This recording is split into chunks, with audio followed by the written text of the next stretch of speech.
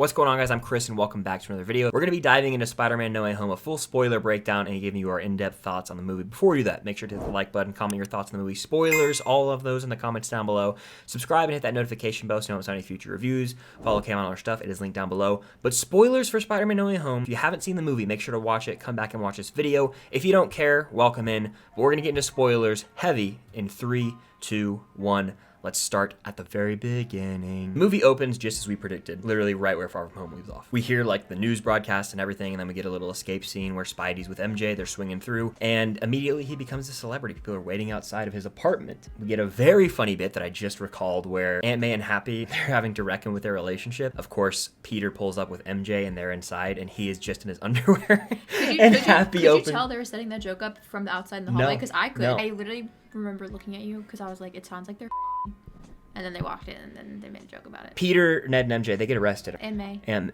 May, yeah. And then they're like, I want a lawyer. Who could it be? None other than Matthew Murdock, Charlie Cox, Daredevil, comes on screen, and I screeched. She screeched. Before anybody else in the theater. His little blind walker cane thing came on screen. Yeah. I went, He caught a brick through a window. Spider-Man was like, how'd you do that? He's like, I'm just a really good lawyer. That's all we get of him. So he's probably going to come back in a Disney Plus show. They just used this movie to introduce him into the MCU. So then we see MJ, Peter, and Ned trying to apply to different colleges and adjust to life after they've been kind of exposed. And they get the short end of the stick a lot. They all get denied from their college they want to go to, which is a big bummer.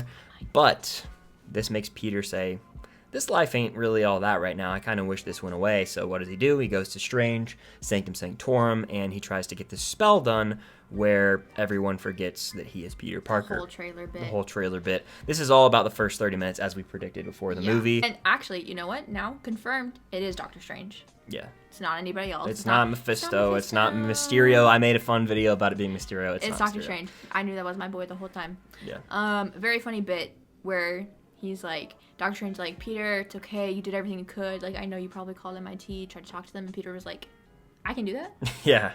And Doctor Strange's like, you didn't try that first? Yeah. Very funny. And then we find out Wong is Sorcerer Supreme, technically based on a technicality. Oh, yeah. Cool little detail. And Flash Thompson gets on the phone with our boy Spider-Man because Spider-Man calls him up because Flash actually got into MIT. So he lets him know who he can go track down to try and, bargain with or plead to try to get into MIT. And of course, on the way, where is this lady? She's in a car on the way to the airport on a bridge. On the highway.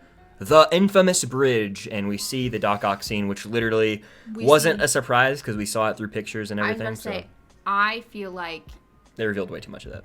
Well, it's not even that. It's just like because we saw that entire, and that's the first time we see him in the movie, and we saw like that whole scene already in all the trailers. Felt nothing really. The theater didn't scream or anything. No one got really excited because we knew that was going to happen. Yeah. Bummer. So, bridge scene happens. Doc Ock first. Green Goblin next. You get the point. Everyone's starting to get kind of locked up in the basement of the Sanctum. Yeah. As we already see, Doctor Strange already grabbed a lizard on his own, so we saw that off screen, and then Doc Ock gets put there. But my theory about Doc Ock being good in a way kind of comes true. We'll talk about later.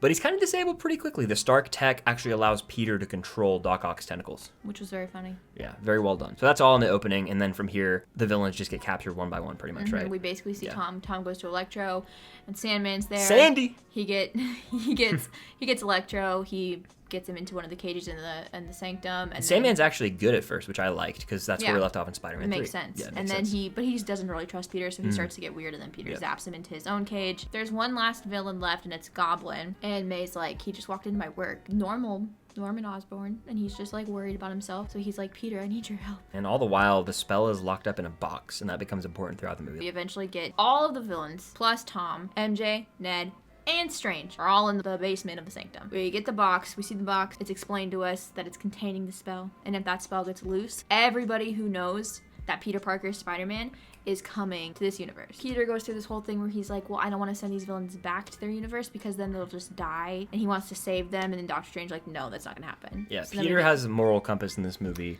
which is interesting, and then Strange is more like there's infinite possibilities in the multiverse. Their sacrifice means more than if they were to stay alive in this universe.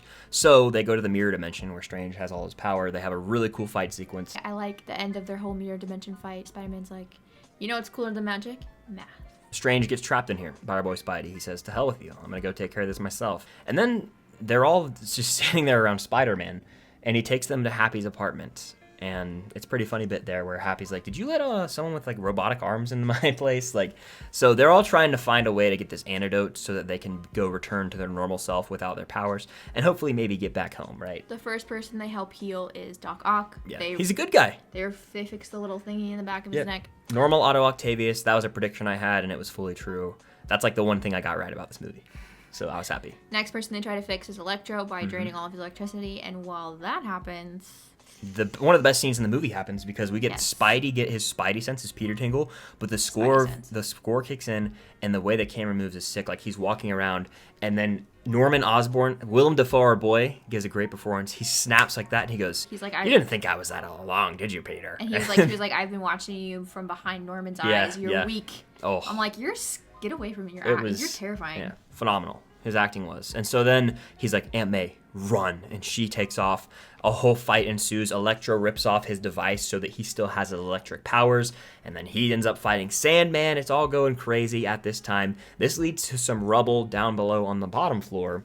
Aunt May and Peter down there, and our boy Goblin flies in. It seems like he kind of grazes Aunt May or somehow damages her. She gets knocked down. It just looks like he knocks her over. It looks like he knocks her over, right? So the fight continues between him and Peter. Of course, the iconic pumpkin bomb comes out. Goblin throws one. It explodes. Peter hits it back at him. And it explodes, yeah. Some cars explode outside, and Goblin flies away. So Aunt May's there. Peter goes over to her. She actually stands up and is walking around and talking to him, and then she lays down. She's like, I need to rest, kind of. And then he's like, Aunt May, talk to me. What's wrong? Like, you're good. While this is happening, the great power with great responsibility line comes in. That's before she gets on the ground. This is before? Okay. Yeah, she's standing up. They're talking. They're having a conversation. Peter's like, I can't save everybody. Yeah. And Aunt May's like, Aunt May, great power, great responsibility, great line delivery. Marisa Tomei killed it. And then the movie killed Marisa Tomei. Very well said. Thank you so much. Sad that she died, but good. Thank you so much. Good on you. Yeah, she dies. Saddest. And it's really sad. It's honestly so well acted by Tom Holland. Tom did a great job. He sells it so well. And one of the most crushing moments is when the car pulls up and Happy Hogan, you just cut to his eyes. And then he's yelling and he's like, May. The least embarrassing Spider-Man cry scene out of all three. Yeah. Correct? Yeah. Sold it. And Uncle Ben. We're going to talk about the biggest moment in the movie in a second. Not long after this is the beautiful shot in the rain of Peter. And he's watching this news broadcast of J. Jonah Jameson talking about all the destruction that happened. But he's sitting there. He's got his ass beat because Goblin really lays into him right before Aunt May dies. That whole sequence is like gut-wrenching. And then we turn around literally 5 seconds later and get one of the biggest moments in cinematic history when we cut to Ned and MJ. They're fooling with the sling ring, that's the word. And they're trying to like, we can probably see him. Let's find Peter. Let's see Peter. Ned is just like flinging his hands around because Ned just talks with his hands and he's like, oh, I wish I could see Peter right now. And because he has the sling ring on, it kind of makes a spark. So they discover that, Ned can kind of do some. Yeah. Which is so funny. And then a portal it took Doctor Strange how long to figure that shit out in this movie? Yeah. Ned has something in his blood, by the way, so that might be coming in later in the MCU. I'm not sure. Portal opens up, and we see a Spider-Man, and I immediately noticed something was off. I was like, that's not Tom. That's not Tom. But I didn't think they were going to introduce the other Spider-Man if they were to be in it so early. And then they're like, Peter, and then he starts running towards the screen, jumps through a portal, and takes off his mask. It's Andrew Garfield, and the theater went pretty nuts. Erupted. I screamed. Yeah. It was so sick. It was chilling because that confirmed Toby was coming in a few seconds. And listen, you guys know Andrew is my favorite. He's my wallpaper right now on my computer. Like, I wasn't even thinking of Toby at all. The entire moment, the minute he took his mask off, I started crying. It felt so right to see him in his Spider-Man suit again. I'm gonna cry thinking about it. I honestly got like overcome with emotion too. Gotta cry. First cry of the video. And then they're like, you're not Peter Parker, prove it. And then he literally jumps up on the roof. Funny. And he's just hanging there. God, I love Andrew. He has the funniest bits in the entire movie, right? We're just gonna lay that out for you right now. Oh, absolutely. He carries Loki. He's up on the roof. And it's the funniest little just hop. And then MJ's like, crawl around. And he's like, I have to crawl? Yeah. So funny. And he goes and gets a cobweb. It's a really funny bit. And then they're like, all right, maybe we can find Peter somewhere else. We'll just keep looking until we find our Peter. And then our boy, Tobey Maguire, in normal street clothes, walks through, and everyone went nuts. I went, Tobey! And everyone just started going, ah! It was crazy. He's like, hey, guys. He's like, is it okay? I just came through this thing because it opened up, and now it's closed. And so we see two of the three Spider-Men on screen together. Great moment between Tobey and Andrew. Oh, yeah. Where they kind of look at each other. And in Spider-Verse, where when other Spider people meet each other, they have the little tingly things around their head? you could see that, like, a live action version of that happen just behind, like, their eyes. You know what I mean? Like, the minute they look at each other, and then you see them do things where they mimic each other's moves exactly. Yeah. Great. So they go find Tom, and the best scene of the movie, in my opinion, is they find Tom in his place, and the two of them swing down. Peter's obviously grieving. He's talking about how you guys haven't been through what I've been through, all right? I lost Aunt May. And then Andrew tries to butt in. He's like, I lost someone too. And he's like, you don't know how I feel. Even though he does. And then they all kind of open up to each other. Tom goes, my aunt told me with great power, and then Toby finishes his sentence. He goes, comes great responsibility. And then Andrew kind of just nods as if he was ever told that in his movie, which he kind of wasn't, but it's fine. And then they're talking about loss, and Andrew talks about how he lost Gwen. Andrew talks about how he lost Gwen, and there was a point where he had a bunch of rage, and he had to keep carrying on. Andrew's like, I lost Gwen, and then he's like, Gwen was my MJ. Essentially, I lost her. It was my fault. I couldn't save her. I'll never be able to forgive myself for that. And it's great acting scene. Oh, Toby's like, yeah, I lost my uncle. Yeah. And we get a really great scene where they end up going back to like a lab, and they're creating like antidotes to try and again stabilize and get rid of the villain's powers. That entire scene is so funny. Andrew's like, well, I'll work on the cure for Dr. Connors. Yeah. I cured him once, I can cure him again. And they're like, huh? It's like, yeah, it's no big deal. There's so many funny moments here. I mean, they recreate the iconic meme for one, where Ned goes, Peter, and then they all kind of point at each other. Which one? Which Yeah. Peter? This Peter? That Peter? Yeah, that was funny as hell. There's a bonding moment between Toby and Andrew when they're talking about like having a girl, and Toby's like, it's kind of complicated. And then Andrew's like, I don't have one, I don't think it's meant for me, but I'm still kind of moving on from it. And it's sad. So they end up making all these antidotes to go take out these villains, and their plan is to meet at a common area, which we find out is the Statue of Liberty through a little news message where Tom Holland's Peter, is FaceTiming on the Daily Bugle, and he's telling J. Jonah, like, this is where I'm at. Right before they all decide they need to go to the Statue of Liberty, Andrew makes this really funny joke. He looks at Toby, he's like, do you have a suit that you can wear, or are you just gonna fight these villains looking like a fun youth pastor? Yeah, like a cool youth pastor, and then he goes like that, reveals his suit, and everyone was like, oh yeah, we're gonna see it. So they're all suited up at the Statue of Liberty, and this is one of the coolest moments in the movie. We see the three Spider-Men bonding together and just being brothers essentially, and at one point Andrew is like, I always wish I had brothers, so this is like a nice little moment for him. But we get a funny ass moment where Andrew cracks Toby's back, like that was hilarious, and it's kind of a callback to like my back for Toby, as he does that in the original trilogy. They're cracking jokes back and forth, just having a blast, getting ready to fight these opponents, and Electro, Sandman, and Lizard pull up. We first get an iconic shot of them swinging, and then they all land on the Statue of Liberty together. That was chill-inducing to just see them swinging together. Crazy what they CGI out of trailers. Oh my gosh, it's insane. Ridiculous. Yeah, and then we get the infamous Lizard head kick. It is indeed Andrew who kicked the Lizard in the head, as we see that iconic shot from the trailer play out, which I really liked. Then we get some really cool action, and they're kind of struggling to take them out because they have never had to work together. Toby's like, I'm not used to working together. And they're like, yeah, we aren't either, so... And then Tom's like, I don't want to brag. I do know how to work on a team. Uh-huh. I was on the Avengers, and then Toby's like, dude, that's awesome. What is that? And then Andrew's like, is that a band? Are you in a band? Yeah. Oh my god, that was so really funny. That was so funny. And then actually before this fight, we get another great line where they're talking about like who they fought. Yes, Tom's like, so what's the craziest villain you guys have fought? Yeah. And Toby's like, well, I fought like a really big black alien type thing. And Tom's like, no way, I fought an alien up in space. And Andrew's like, I want to fight an alien. Yeah. And oh my gosh, we have to talk about this real quick. This is just gonna be all over the place. Of course, Toby shooting out of his wrists. Oh, they took my TikTok idea, bro. That TikTok got a million views. Someone on Marvel definitely saw it, and they were like, reshoots. They, of course, have to mention Toby actually has there were shit coming so out many. of him. Yeah, it was so funny. When it's just Andrew and Toby, Andrew's like, how does that work? How does that come out of you? Oh yeah, and Tom's like, does that come out everywhere? It was funny. Very funny. Yeah. And then one of my favorite moments was when Andrew's like, I'm lame. I haven't fought an alien. And Toby's like, no, dude, you're not lame. You're amazing. You're like amazing. the Amazing Spider-Man. He kept saying it over and over again. Yeah. And that personally meant a lot to me because I feel like Andrew is shit on a lot. Mm-hmm. And I think it meant a lot to hear the OG Spider-Man telling him that he's amazing over and over again. Again, that all leads into that fight scene that I was just mentioning. As the fight scene progresses, Doc Ock pulls up to help them out after they kind of take out a few of them. The order doesn't really matter. I mean, Sandman and Lizard, they all get disabled. And then Doc Ock pulls up to help out. And simultaneously, Ned and MJ are actually watching this through the portal that's open. Mm-hmm.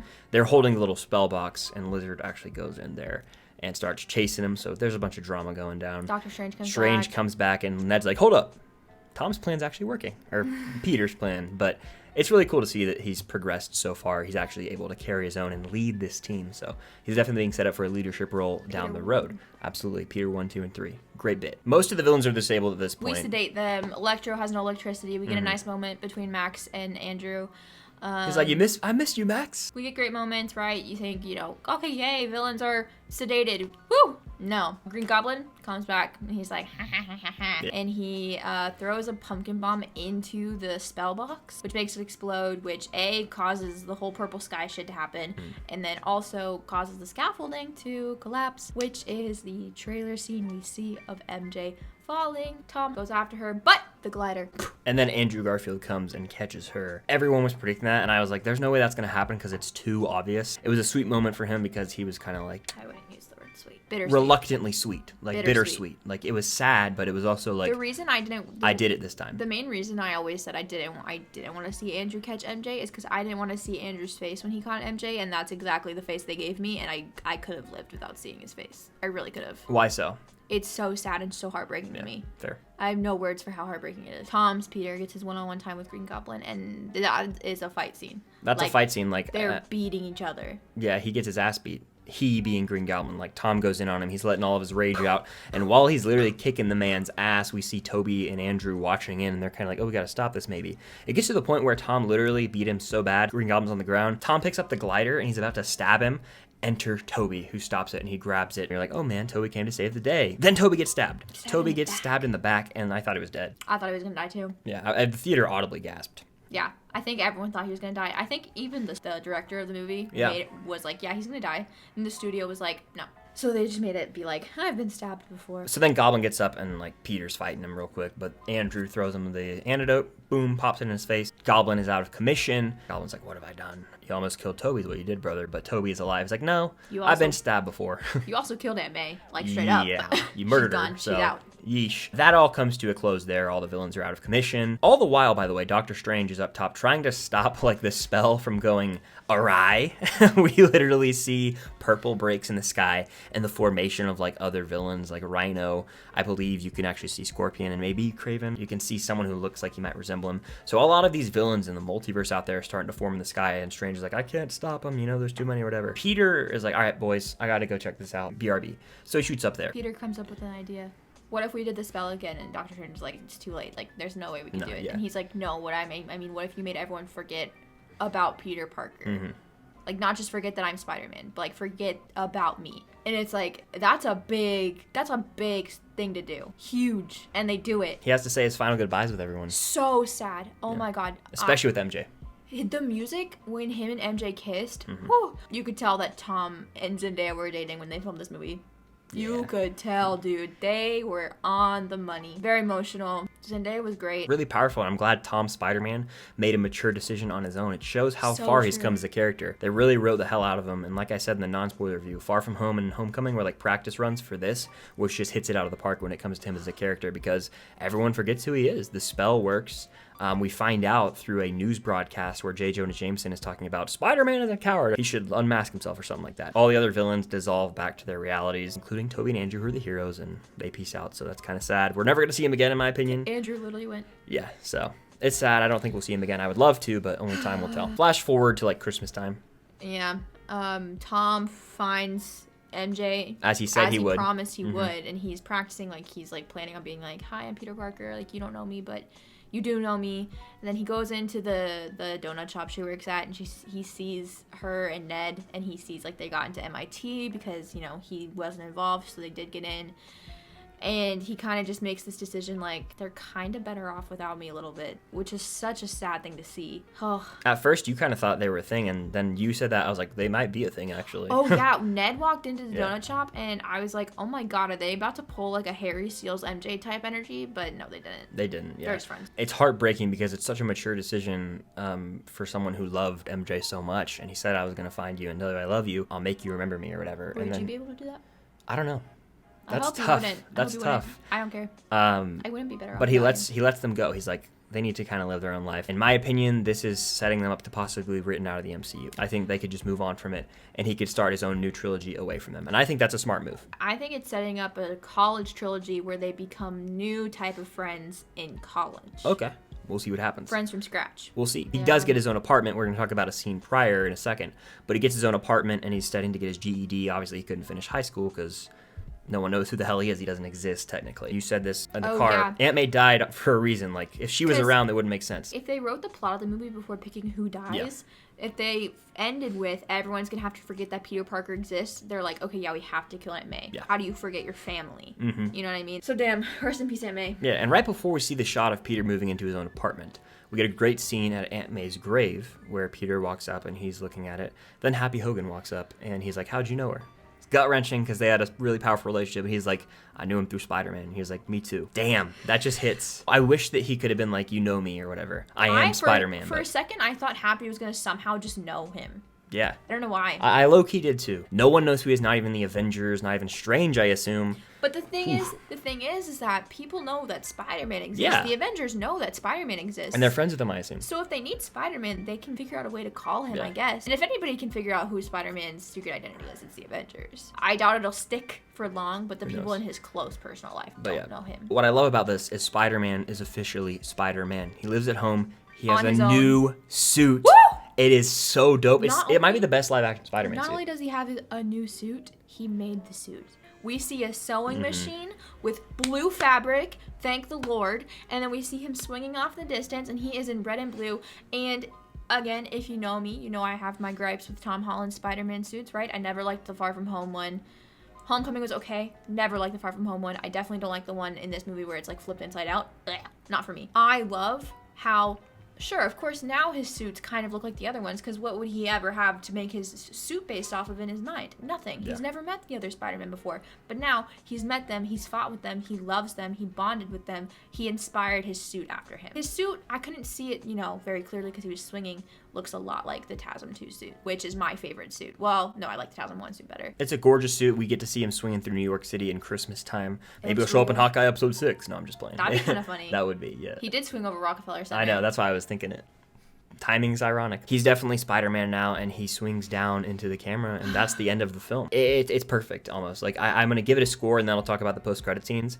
5 out of 5. Don't care. It has minute flaws, but the overall experience I will never forget. I'm gonna give it a 5 out of 5 as well. I think it's better than Endgame.